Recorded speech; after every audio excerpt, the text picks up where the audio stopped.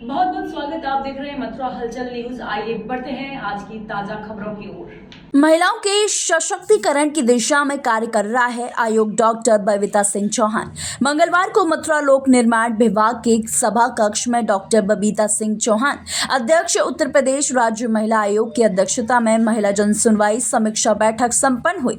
महिला जन सुनवाई के दौरान लगभग 25 पीड़ित महिलाओं ने स्वयं उपस्थित होकर अपनी समस्याएं अध्यक्ष के समक्ष रखी, जिसमें घरेलू हिंसा, पारिवारिक विवाद, दहेज, प्रथम प्रॉपर्टी विवाद, गुमशुदा बालिका आदि की शिकायत में सम्मिलित हैं, जिस पर बबीता सिंह चौहान ने उपरोक्त सभी शिकायतों में सख्त से सख्त कार्रवाई करने के दिशा निर्देश दिए और साथ ही प्रदेश सरकार द्वारा महिलाओं के हित में चलाई जा रही कल्याणकारी योजनाओं का लाभ अधिक से अधिक महिलाओं को दिए जाने के बारे में भी निर्देश दिए गए और कहा।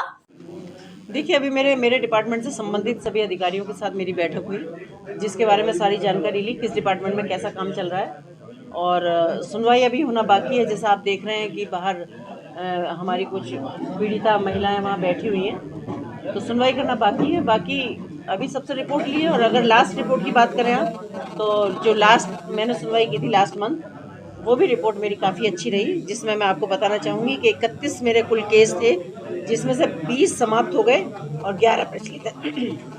तो निश्चित रूप से मैं आपको बताना चाहूँगी कि कम से कम मैं अपने बारे में कह सकती हूँ कि जितनी सुनवाई मैंने की है मैं, और उसके रिजल्ट के बाद मैं संतुष्ट हूँ और काफ़ी अच्छा सब रहा। इस तरह के मामले ज़्यादा आ रहे हैं आपके सामने? देखिए, जैसे मैंने अभी बताया कि हर तरह के मामले बहुत हैं यहाँ, क्योंकि देश की आधी आबादी है और 12.5 करोड़ की जनसंख्या है महिलाओं की भी उत्तर प्रदेश की अगर बात की जाए तो। पर फिर भी घरेलू हिंसा के मामले बहुत ज़्यादा आते हैं, जिसमें घरेलू हिंसा ही मुख्य कारण है। आखिर उसका कारण क्या है? आजकल देख रहे हैं शादी के बाद डिवोर्स हो रहे हैं, एकल फैमिली की वजह से परिवार बिगड़ रहे हैं। इस पर सरकार की कोशिश है कि ऐसी काउंसलिंग की जाए कि परिवार नहीं बिगड़े।